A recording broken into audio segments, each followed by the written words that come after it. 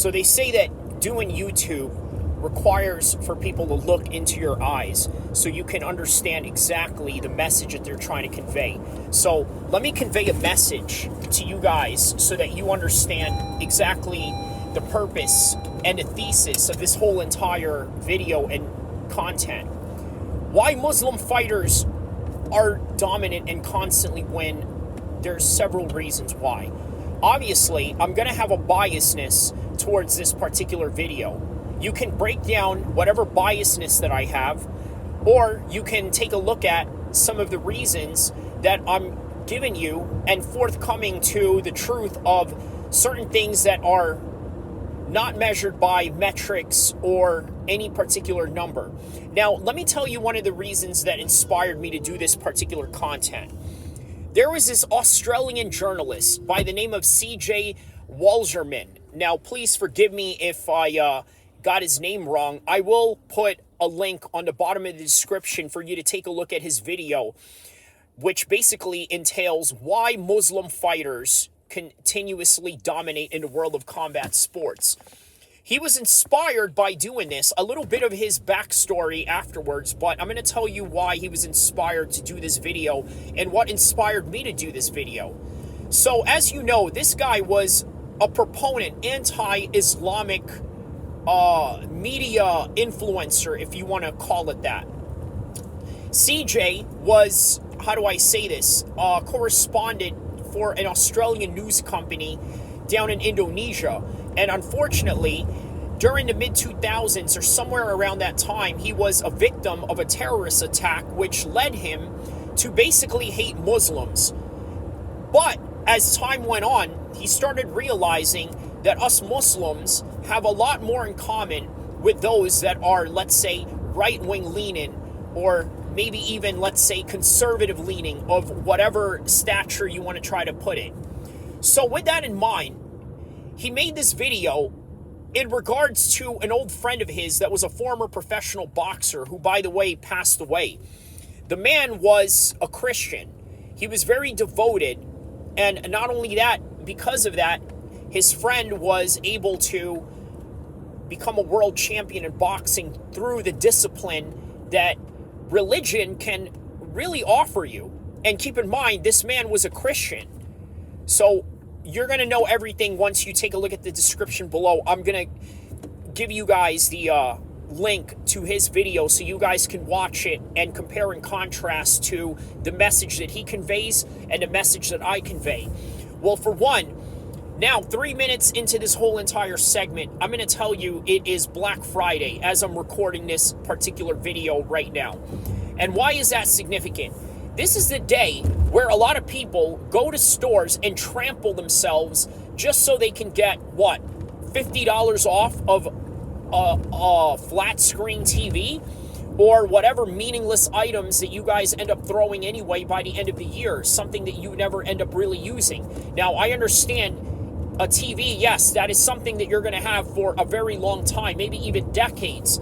The problem is, a lot of you, well, are trampling each other over $50 difference that you could get any other year. Maybe you'll pay a little bit more, maybe less. Okay, I understand for some people it's a stretch, okay? It's a stretch and it's a struggle. The bottom line that you have to understand with this concept and this video that I'm trying to convey to you is that Muslim fighters don't have to worry about Thanksgiving. They don't have to worry about Christmas. And by the way, if you wonder why a lot of people, let's say in the armed forces that have had to be deployed overseas, whether it's in Iraq, whether it's in Afghanistan, or whether it's in other Muslim countries that they decide to wage war against, either way, a lot of these soldiers and a lot of these troops are really dumbfounded by the longevity of their duty, and especially during the times of the holidays, which, by the way, outside of their work and into the civilian life, as they become veterans and no longer, let's say, armed forces members, they fall into depression, especially in times like this. Christmas, Thanksgiving, you name it, even Valentine's Day. So why is that significant? In the Islamic theology, we're only allowed two places to really celebrate a holiday, which is what? Eid and Ramadan, and that's it. And if we're talking about birthdays, we're lucky to even celebrate that. Okay, people do celebrate birthdays, but the Orthodox and Salafi way of thinking just doesn't allow it, right? It's not important because maybe there's a wisdom behind it. And again, I'm not an Islamic scholar by any stretch of the imagination, but I'm giving you a bit of a play-by-play to sort of understand where this mentality comes from.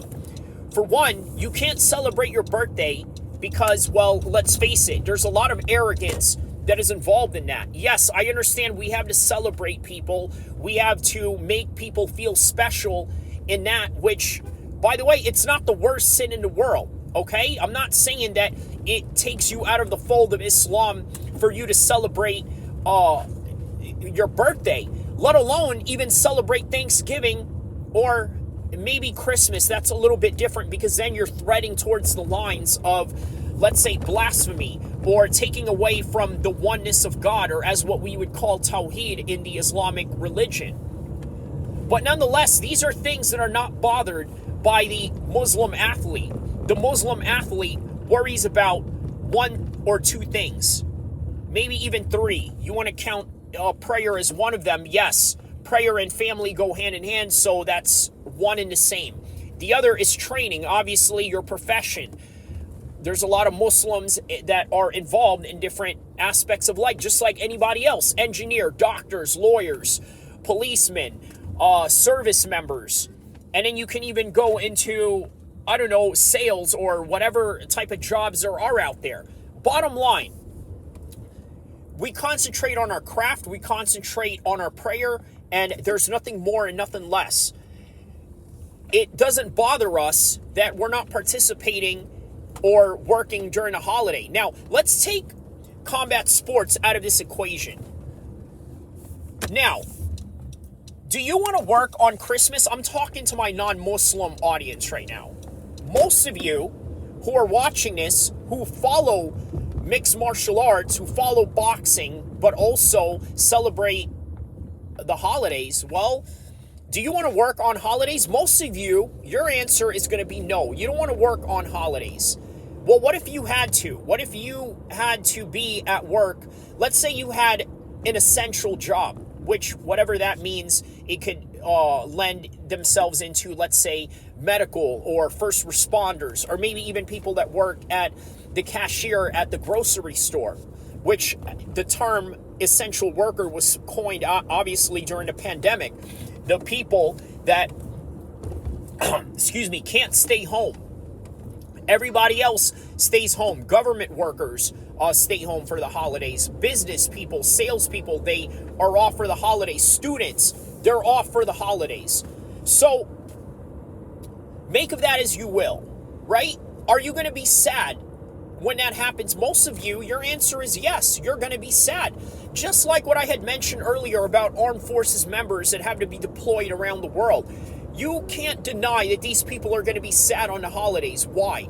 Well, for one, I got to tell you, the reason why they're sad is because the majority of you are psyoped into thinking that this is the most important thing in the world, and that if you're not part of it or you don't participate, then guess what? You're somehow less of a person, you're less of yourself, you mean nothing to anybody, and you really are allowing this particular narrative to seep in your head, and it affects you during the holidays. It's the truth. We're not bothered by any of this. I urge you to take a look at the Muslim athletes that have competed sometime in December or sometime in, let's say, the holidays. You think they're going to have the same amount of pressure that, let's say, a fighter who has to fight them on, let's say, a November card, a December card that's nearing Christmas? Do you honestly think that the Muslim fighter is going to be as bothered as the person who has to worry about Christmas? I think not. And then on top of that, you have to take a look at some considerations to certain things, right? For one, you got to take into account that when you are in this holiday mode, unfortunately, this is the time of the year where a lot of people commit suicide, right or wrong. Right or wrong? You can't deny that. You can't deny statistics. Now, the problem is, a lot of people are going to rebuttal this and are going to say something to the effect of, well, it's all about family togetherness. It's all about this. It's all about what it means to be with your family during the holidays, and they don't even know why they're saying it. They're just doing things out of muscle memory. I'm going to read to you a Facebook post that I wrote for you guys to sort of understand the perspective where exactly I'm coming from with this subject. Okay? I'm going to read to you this because it's going to really hit home to make you understand exactly why. Okay, let's see here. I wrote here, so I thank Allah, I'm Muslim, and I don't celebrate this useless holiday known as Thanksgiving. I understand this degenerate society has psyoped you into thinking it's a time of spending time with your family because they overwork you 365 days of the year like a good little slave that you are, and then they give you a little breadcrumbs of a day off so you think it's somehow more sentimental than it really is. Okay? Bunch of gluttons. It's a gluttonous behavior. Some of you need to be on a 48-hour fast. And I've done this before. I'm an elite athlete, right? So how much more for these people that are just out of shape and have no business stuffing themselves on a day that everybody else is doing so. Number two, although many of you have healthy family dynamics, the vast, strong number of you will be in a house full of show-offs and people who are just going to hear endless talks about their promotion, what they got, the type of gifts that they got, the type of items that they have, and the type of house that they bought. Never-ending game of just keeping up with the Joneses. And most of you woke up this morning reading this, knowing that I'm right, and you should have never participated in this pathetic holiday in the first place. So that's the reality of it. Look, a lot of you are not going to like what I have to say about that particular subject, and that's perfectly fine. But this is a combat sports channel. We talk about MMA, we talk about boxing, and if you wonder why a lot of Muslim fighters are winning, it's probably because of this. Now, there's the old saying that goes, well, you know what? How about the fact that the Chechens are just genetically superior because of, let's say, their environmental factors. They grew up in the cold. They have a high threshold towards pain. And the culture that they come from is a never-ending grind of training and training and training all day until you can't train anymore. Yes, these factors are a winning recipe for a combat sports athlete. There's no doubt about that. However, are you really trying to dismiss the aspect of ideology and not only that, the mental headspace that you have to be when you fight during these times where everybody wants to be entertained? Why do you think they put on Christmas cards for boxing? Why do you think in MMA the UFC has a December card every year traditionally during December? Why? Because they want to get you entertained during the holidays. The holidays isn't just about hanging out with your family, although as reasonable and as wholesome as any of these reasons sound, the reality of all these holidays are nothing more than just a promotional value for people that, well, they need to go out there and sell certain products, right? So that's the reality of this particular holiday. So now, when the fights are happening, guess what? The Muslims are not the ones that behave like the consumers. The other fighters that they have to face on the same day that falls into a holiday season, they have to act like consumers. Those fighters are fighting the Muslim fighters that don't have to worry about these dates the way that most of you do. You understand that? So they don't have to worry about it. These fighters that have to worry about Christmas, that have to make ends meet, they have to make their other 50%, because you know how it is in a UFC. If you get paid $10,000 to show up, you get $10,000 to win, right? Well, you're now pressured into making that other $10,000 because of the fact that there's a holiday going on. You got to make ends meet. So who has more pressure in that? And I urge you guys to think about this. Look, I want you guys to understand, this is not in any way showing hatred towards anybody that has a different faith than me, that has a different outlook than me, that has a different way of going about things than me. This isn't about that whatsoever. What this is about is explaining to you the headspace that Muslim fighters, as opposed to non-Muslim fighters, have to deal with during this time of the season if and when they compete.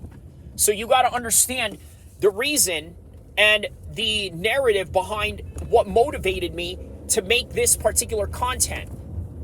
So I hope I had given you guys a great explanation on things that needed to be explained, on things that needed to be conveyed. And I hope you guys click the like and subscribe button, inshallah.